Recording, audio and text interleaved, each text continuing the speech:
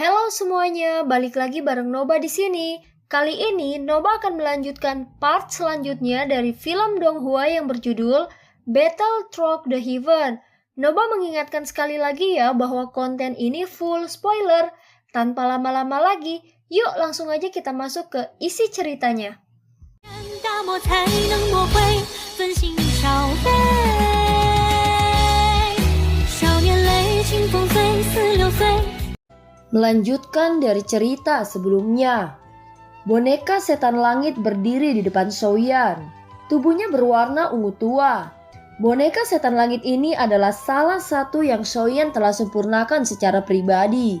Sekarang telah menyerap kekuatan 10 boneka setan langit lainnya melalui sebuah formasi. Kekuatannya tidak diragukan lagi telah melampaui Souyan. Saat ini Souyan merasakan tekanan menakutkan yang turun dari atas kepalanya. Hunli yang telah diperkuat oleh Tato Clan tidak diragukan lagi memiliki kekuatan yang jauh melampaui dirinya. Hunli saat ini samar-samar mencapai bintang ke-9. Kesenjangan di antara mereka telah semakin diperpanjang. Kebetulan aku bisa menggunakan orang ini untuk menguji kekuatan boneka setan langit setelah transformasi, ucap Souyan. Jejak tangan serangan Hunli membesar di mata Souyan. Dia perlahan menghembuskan nafas dan sebuah perintah dikeluarkan dari hatinya. Boneka setan langit menginjak udara kosong saat berubah menjadi cahaya ungu yang melesat ke langit. Setelah itu ia bertabrakan dengan telapak tangan besar tanpa ragu. Angin yang menakutkan menyapu langit ketika keduanya bertabrakan. Kekuatan tangan yang kuat mengguncang boneka itu sampai mengambil alih 10 langkah mundur melalui udara kosong. Tetapi setelah langkah terakhirnya jatuh, tubuhnya melesat ke depan seperti anak panah. Kali ini ia menyerbu ke dalam kabut hitam pekat. Hunli melotot ketika boneka setan langit menyerbu ke dalam kabut hitam dengan gila. Tabrakan tinju yang menakutkan dan suara angin yang menderu mulai terdengar di awan hitam. Mata Souyan menatap awan hitam itu. Cahaya keemasan terus-menerus meletus dari dalam. Boneka setan langit saat ini bisa dibilang lengkap dengan kekuatan ini. Ia bahkan bisa melawan Douzun bintang 9. Sementara pertempuran besar telah meletus di awan hitam, Souyan telah mengambil kesempatan untuk beralih ke medan pertempuran lainnya. Sun-Er sedang melawan Hunya di sana. Namun dari cara Hunya ditekan, kekhawatiran Souyan jelas tidak perlu lagi. Dari kelihatannya Sun-Er bisa membunuh Hunya jika dia diberi cukup waktu. Kekuatan Sun-Er sepertinya telah mencapai Douzun bintang 9. Kekuatan sebenarnya Hunya hanya di puncak bintang 8. Keduanya juga anggota klan kuno. Tidak banyak perbedaan dalam metode ki dan keterampilan Dou yang mereka latih. Jika memungkinkan kali ini kita harus membunuh keduanya. Tidak peduli bagaimana orang mengatakannya. Mereka adalah ahli dari generasi muda klan Hun. Hilangnya mereka akan menyebabkan klan Hun merasa sakit hati, ucap Souyan. Senyum dingin melintas di mata Souyan. Dia dan Sun-Er telah mengejar keduanya selama hampir sebulan. Mereka telah bertukar pukulan dengan mereka beberapa kali. Namun kedua orang ini sama liciknya dengan rubah. Sementara hati Souyan berpikir untuk benar-benar menghabisi kedua orang ini, ledakan yang sangat keras tiba-tiba muncul di dalam awan hitam. Kekuatan yang menakutkan menyapu dan merobek awan hitam. Awan hitam pecah, dua sosok Hunli dan boneka setan langit terbang keluar dari awan hitam. Mereka terhuyung-huyung di udara selama lebih dari 100 meter. Baru kemudian mereka perlahan menstabilkan tubuh mereka. Mata Souyan terbelalak saat kedua sosok ini muncul. Dia menyipitkan matanya. Boneka setan langit sedikit rusak, tapi Hunli jelas lebih menderita. Bukan hanya rambutnya yang acak-acakan, tetapi pakaiannya juga terguncang hingga compang-camping. Jejak darah samar-samar tergantung di sudut mulutnya. Hunli jelas menderita kerugian besar kali ini. Di dalam klan Hun, Hunli telah mendapatkan reputasi yang sengit karena metode bertarungnya yang habis-habisan. Metode pertarungan habis-habisan semacam ini mungkin berguna saat menghadapi ahli lain. Tetapi itu tidak memiliki efek sedikit pun terhadap boneka setan langit. karena tidak memiliki rasa sakit. Itu hanya tahu bagaimana mematuhi perintah Shoyan. Kedua belah pihak telah bertukar satu pukulan dengan pukulan lainnya. Salah satunya adalah boneka, sementara yang lain adalah tubuh fisik.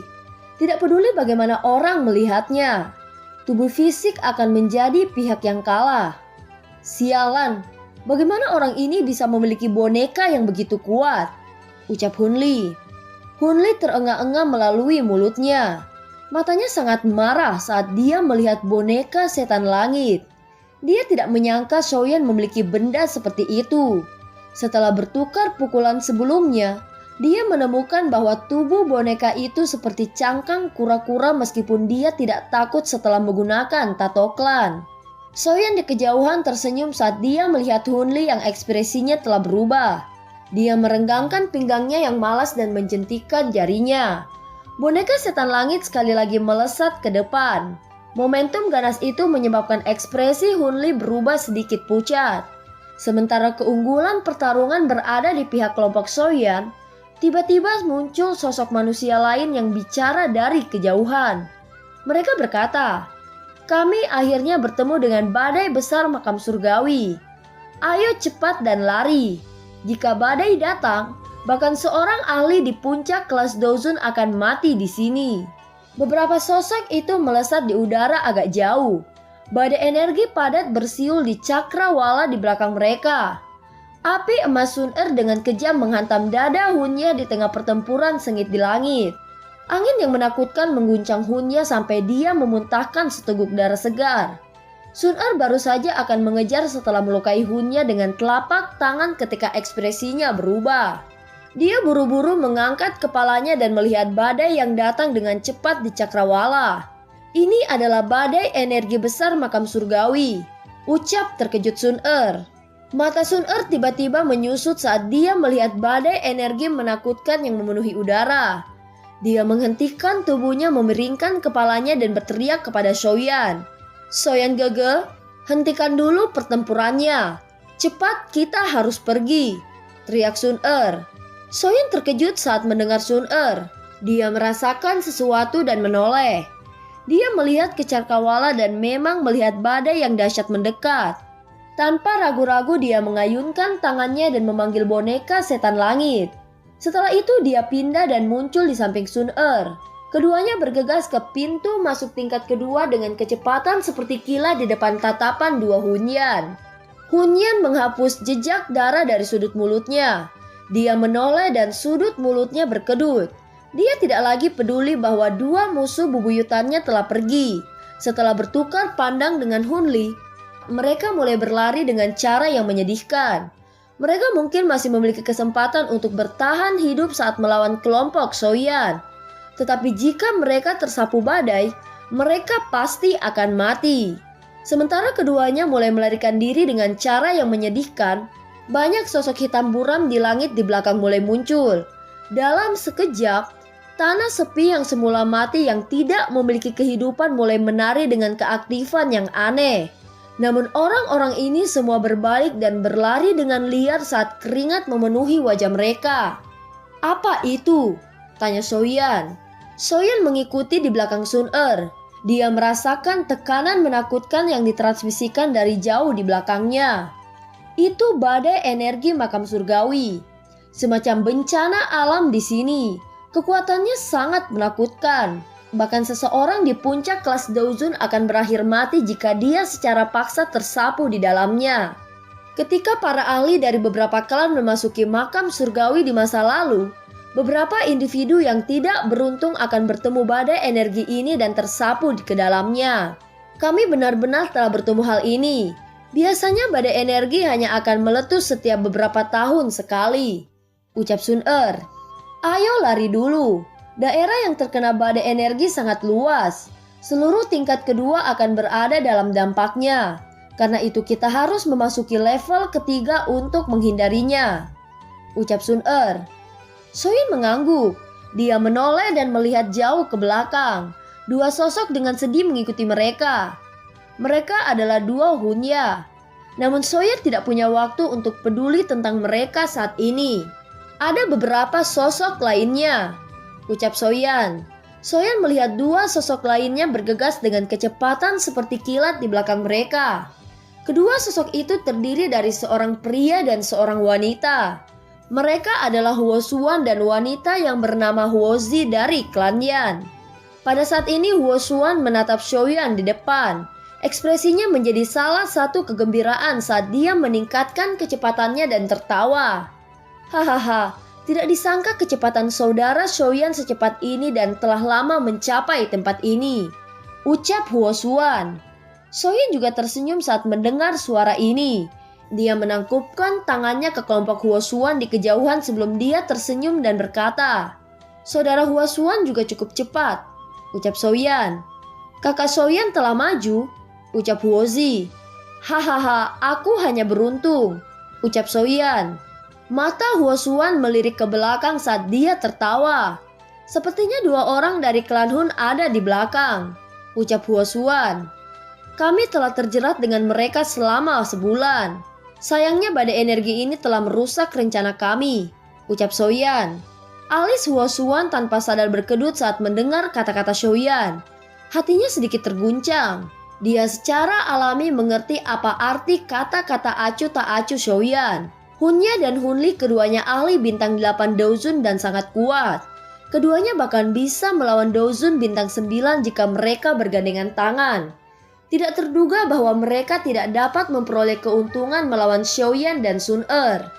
Badai energi ini telah menyapu seluruh tingkat kedua makam surgawi. Satu-satunya cara untuk menghindarinya adalah dengan memasuki level ketiga. Kita cukup dekat dengan level ketiga dan seharusnya bisa memasukinya sebelum badai datang jika kita mempercepat sedikit. Kita mungkin bisa saling menjaga selama periode waktu ini. Bagaimana menurutmu saudara Xiaoyan? Ucap Huo Xuan. "Tidak masalah," ucap Xiaoyan. Keduanya tersenyum satu sama lain setelah mencapai kesepakatan. Sun Er dan Huo Zi di samping tidak menyela pembicaraan mereka. Ketika mata mereka saling bersilang, mereka sedikit mengangguk dan mengalihkan pandangan mereka. Mereka berempat bergerak lebih dekat setelah diskusi selesai. Mata mereka dengan hati-hati menyapu sekeliling mereka. Setelah itu tubuh mereka bergegas maju dengan kecepatan seperti kilat. Tidak terduga bahwa orang-orang dari klan Yan berkumpul dengan Xiaoyan, ucap Hunya. Di belakang mereka adalah Hunya melihat duo Xiaoyan berkumpul dengan kelompok Huo Xuan. Ekspresinya tanpa sadar menjadi dingin. Kekuatan bertarung mereka saat ini tidak bisa dibandingkan dengan duo Xiaoyan. Jika mereka mendapatkan beberapa pembantu tambahan, mereka akan semakin berada dalam posisi buruk. Kalian semua bisa senang sedikit lebih lama. Tidak satupun dari kalian akan dapat melarikan diri begitu kita mencapai level 3. Ucap dalam hati Hunya. Ekspresi brutal melintas di mata Hunli. Kecepatannya sekali lagi melonjak. Baik dia dan Hunya berubah menjadi sosok hitam buram yang dengan cepat terbang ke pintu masuk tingkat 3. Pelarian untuk menuju makam surgawi tingkat 3 berlanjut selama hampir setengah hari. Kecepatan Xiaoyan dipertahankan pada batasnya selama setengah hari ini. Oleh karena itu kelelahan Daoki mereka telah mencapai tingkat yang menakutkan. Untungnya beberapa dari mereka masih memiliki cukup banyak inti energi yang tersisa di tangan mereka. Oleh karena itu mereka tidak perlu khawatir menghabiskan Daoki mereka untuk jangka waktu tertentu. Xiaoyan Gege, kita sudah mendekati pintu masuk tingkat ketiga, ucap Sun Er. Ayo tingkatkan kecepatan kita, ucap Xiaoyan. Xiaoyan tertawa saat melihat pintu masuk sudah terlihat. Dia melambaikan tangan dan kecepatannya tiba-tiba melonjak. Kelompok Hunya di belakang juga merasakan sesuatu ketika kelompok Xiaoyan menemukan pintu masuk ke tingkat ketiga. Tirai energi yang sangat besar mengalir turun dari langit di kejauhan. Itu adalah pintu masuk tingkat ketiga. Pada saat ini 4 sosok duduk di depan tirai cahaya energi. Mereka adalah 3 jenderal tentara terendam hitam dan Guzen. Dia melihat ke kejauhan dan dengan samar berkata, "Mereka semua telah datang. Bersama mereka ada badai energi," ucap mereka. "Guzen, bukankah kamu terlalu tenang? Itu adalah badai energi. Jika kita tersapu olehnya, tidak satupun dari kita di sini yang akan selamat," ucap Jenderal Gu Qingyan. "Hahaha, Bukannya aku tenang, tapi panik tidak ada gunanya. Ditambah Jenderal Gu Qingyan ada di sini. Skenario terburuk mungkin tidak akan terjadi, ucap Guzen. Cahaya energi telah memadat. Kami hanya bisa dengan paksa membuat terowongan. Namun hanya kami berempat tidak akan dapat melakukan tugas seperti itu. Karena itu kita harus menunggu yang lain meskipun kita sudah datang lebih dulu, ucap Gu Qingyan. Kamu takut terlalu lemah sampai tidak mampu menghadapi situasi setelah memasuki level ketiga kan? Ucap Guzen. Pria yang bernama Gu Qian itu tersenyum tetapi tidak membantah kata-kata itu. Dia perlahan berdiri melihat ke langit yang jauh dan berkata, Sun Er dan yang lainnya telah tiba, ucap Gu Qingyan. Beberapa sosok muncul di langit segera setelah kata-katanya terdengar. Mereka muncul di depan tirai energi ini dalam beberapa kilatan. Mereka semua terkejut ketika mereka melihat 4 orang duduk di luar. Gu Qingyan, kecepatan kalian berempat sangat cepat, ucap Huo Xuan. Kakak Qingyan, mengapa kalian semua tidak masuk? Badai energi akan datang, ucap Sun Er. Tirai ini telah mengeras dan harus dipatahkan dengan paksa. Kami hanya menunggu semuanya, ucap Gu Qingyan. Apakah kamu baik-baik saja? Ucap Gu Qingyan lagi. Tidak apa, kami baru saja berdansa dengan 2 orang dari klan Hun selama sebulan, ucap Sun Er. Keduanya berani menyerangmu, ucap Gu Qingyan. Guzen yang biasanya tenang juga mengangkat kepalanya. Ada rasa dingin di matanya. Mereka tidak mendapatkan keuntungan, ucap Sun Er. Sun Er tersenyum. Dia menoleh hanya untuk melihat banyak sinar cahaya bergegas. Mereka berubah menjadi banyak sosok yang muncul. Mata mereka melihat ke atas. Orang-orang ini adalah mereka yang telah memasuki makam surgawi saat itu. Namun mereka sedikit sengsara. Hunya dan Hunli juga berada di belakang. Jelas mereka takut kelompok Soyan akan menyerang saat ini. Sekarang bukan waktunya untuk bertarung dengan mereka. Kami tidak punya waktu, ucap Soyan berbisik pada Sun Er. Gu Qingyan itu tidak mengabaikan kata-kata Soyan. Dia secara alami mengerti bahwa tugas terpenting adalah memecahkan tirai cahaya energi dan memasuki tingkat ketiga.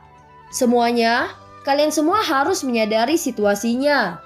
Namun tirai cahaya energi yang mengarah ke tingkat ketiga ini telah mengeras.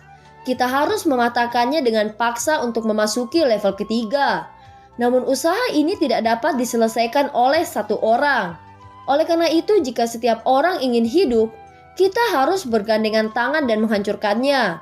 Kalau tidak, kita semua akan binasa bersama saat badai datang, ucap Gu Qingyan. Mereka merenung sejenak sebelum perlahan mengangguk. Mereka yang bisa memasuki tempat ini bukanlah individu yang biasa-biasa saja. Mereka secara alami mengerti bahwa hanya ada satu jalan yang tersisa untuk mereka. Gu Qingyan tersenyum saat melihat semua orang mengangguk. Dia melirik badai energi di kejauhan dan berkata, "Karena tidak ada yang keberatan, mari kita mulai. Ini adalah saran saya. Jika kami akan menjadi yang pertama bertindak, semua orang akan bergiliran nanti. Tentu saja jangan salahkan saya karena berbicara terus terang. Jika ada yang ingin bermalas-malasan untuk memiliki pikiran buruk, jangan salahkan saya karena tidak sopan," ucap Gu Qingyan. Mata Gu Qingyan menyapu semua orang ketika dia berbicara, dan akhirnya berhenti pada Hunya dan Hunli. Jenderal Gu Qingyan dapat yakin, semua orang sekarang berada di perahu yang sama. Siapapun yang berniat menenggelamkan perahu ini tidak akan dilepaskan oleh yang lain, ucap seorang dari klan Lei. Hahaha, terima kasih banyak, ucap Gu Qingyan. Setelah itu dia menoleh ke Guzen dan 2 lainnya. Ayo bertindak dulu. Soyan dan Sun Er kalian akan menjadi yang terakhir, ucap Gu Qingyan lagi. Soyan sedikit mengangguk ketika dia melihat Gu Qingyan mengalihkan pandangannya padanya. Dia mengerti bahwa Gu Qingyan telah menempatkan mereka terakhir untuk memantau kelompok Hunya. Gu Qingyan perlahan berjalan ke tirai bersama 3 lainnya. Pilar Daoqi yang luar biasa besar yang dengan kejam menabrak cahaya yang mengeras. Kekuatan mereka berempat sangat menakutkan. Meskipun tirai itu sangat keras, terlihat mulai retak karena serangan ini. Semua orang menghela nafas lega ketika mereka melihat bahwa serangan itu efektif. Segera Gu Qingyan dan 3 lainnya menabrak lagi. Tangan mereka terbungkus dalam doki cerah mereka dan tampak seperti pisau tajam saat mereka dengan kejam dimasukkan ke dalam dinding kristal. Mereka berempat tidak dilakukan lagi seperti mesin bor saat ini. Doki melonjak dan lubang yang mereka buat menjadi lebih dalam. Pembukaan terowongan semacam ini berlanjut selama 10 menit atau lebih. Gu Qingyan dan 3 lainnya akhirnya berhenti setelah keringat menutupi dahi mereka. Mereka menoleh dan melihat. Mereka sudah menggali terowongan sepanjang 10 kaki. Semua orang berkerumun di belakang mereka dan dengan penasaran melihat lapisan kristal energi di sekitarnya. Tirai tipis ini lebarnya lebih dari 1000 kaki. Oleh karena itu akan membutuhkan lebih dari 1 jam untuk melewatinya bahkan dengan kelompok yang terus-menerus membuka terowongan. Jenderal Qingyan, izinkan kami untuk melanjutkan, ucap kedua anggota klan Lei. Kedua pria dari klan Lei di belakang tertawa ketika mereka melihat kelompok Gu Qingyan berhenti. Mereka secara alami mengerti bahwa kelompok Gu Qingyan masih bisa melanjutkan. Namun mereka jelas berencana untuk mempertahankan beberapa kekuatan. Tidak mungkin bagi mereka untuk membiarkan diri mereka benar-benar kelelahan. Bagaimanapun hubungan antara 8 klan kuno tidak seramah yang dibayangkan. Kehati-hatian pasti akan terbentuk ketika bersebelahan. Hahaha, kalau begitu kita akan merepotkan saudara Lei Luo, ucap Gu Qingyan. Mereka berempat mundur. 2 anggota dari klan Lei melangkah maju. Kilatan cahaya terang berkumpul di kepalan tangan mereka.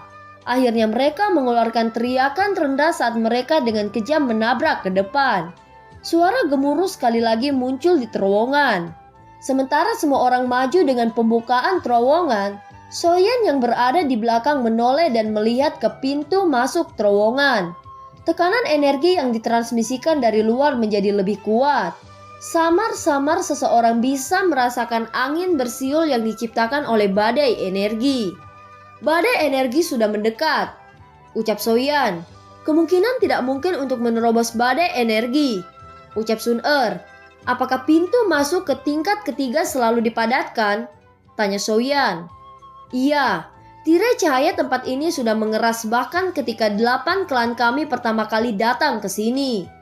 Setelah bertahun-tahun yang tak terhitung jumlahnya, energi padat di sini masih tidak menunjukkan tanda-tanda mencair, ucap Sun Er. Makam surgawi ini memang misterius, ucap Soyan. Terowongan menjadi lebih panjang saat Soyan dan Sun Er sedang mengobrol. Tetapi tim 2 orang dari klan Lei tidak mampu bersaing dengan kelompok 4 orang Gu Qingyan. Oleh karena itu mereka telah membuka jarak kurang dari 50 kaki ketika mereka diganti. Untungnya masih ada banyak orang di belakang. Satu demi satu kelompok bergiliran melangkah maju, membuat terowongan energi tumbuh lebih dalam. Setelah pembuatan terowongan ini berlanjut selama 10 menit atau lebih, suara yang mengguncang bumi tiba-tiba bergema di belakang mereka. Semua orang merasakan tirai cahaya bergoyang keras pada saat ini. Badai energi telah menyapu, ucap Soyan. Ekspresi semua orang agak serius. Tirai energi yang begitu besar terguncang oleh badai energi. Jika mereka masih berada di luar pada saat ini, mereka akan segera berubah menjadi debu. Semuanya, ayo cepat, ucap Gu Qingyan. Semua orang mengangguk sedikit setelah mendengar suaranya. Kelompok Huosuan sedang membuka terowongan di depan, dan mereka meningkatkan kecepatan serangan mereka. Dengan aliran mereka, Soyan dan Sun Er juga telah membuka terowongan 2 kali. Memecah lapisan kristal tidak sesulit yang dibayangkan Soyan. Lapisan kristal mungkin sangat keras, tapi itu bukan tulang yang tidak bisa dikunyah bagi Soyan yang memiliki beberapa api surgawi. Hunya dan Hunli juga telah melakukan beberapa kerja keras saat diawasi oleh kelompok Soyan. Namun jelas bahwa mereka bermalas-malasan dalam pekerjaan. Namun demikian tidak ada waktu untuk membuat keributan pada saat ini. Tidak peduli betapa tidak menyenangkannya kelompok Soyan menemukan mereka, semuanya harus menunggu sampai mereka keluar dari terowongan energi. Selama periode waktu ini, mata Soyan memperhatikan 2 dari klan Yao. Orang-orang dari klan Yao yang telah memasuki makam surgawi adalah pria dengan beberapa garis misterius di pakaiannya dan wanita berpakaian seksi. Dari aura keduanya seharusnya mereka berada di Daozun bintang 7. Kekuatan bertarung mereka tampaknya lebih rendah dari kelompok Hunya di permukaan. Tetapi yang diberikan kedua orang ini kepada Soyen cukup tidak ramah. Tapi Soyen terlalu malas untuk terlalu memperhatikan mereka. Suara gemuruh terus muncul di dalam terowongan. Soyen baru saja menutup matanya ketika suara yang tidak biasa tiba-tiba ditransmisikan ke telinganya, menyebabkan dia membuka matanya sekali lagi. Dia melihat ke dinding kristal di sebelah kirinya sebelum menyentuhnya dengan tangannya. Dia akhirnya menemukan lapisan cairan energi samar yang merembes darinya. Soyen terkejut. Matanya menyapu dinding kristal di kedua sisi. Dan tubuhnya berhenti sejenak di sana. Setelah itu dia menjentikan jarinya di depan mata Sun-er yang tidak yakin. Dua pilar energi memanjang dari ujung jarinya. Mereka akhirnya terhubung ke dinding kristal di samping mereka. Tindakan Soyen yang tidak biasa telah menarik perhatian yang lain. Mereka semua menatapnya dengan heran. Bahkan dua orang yang membuka terowongan di depan telah berhenti. Wajah mereka bingung. "Soyen?" tanya Gu Qingyan. "Dinding kristal menutup," ucap Soyen.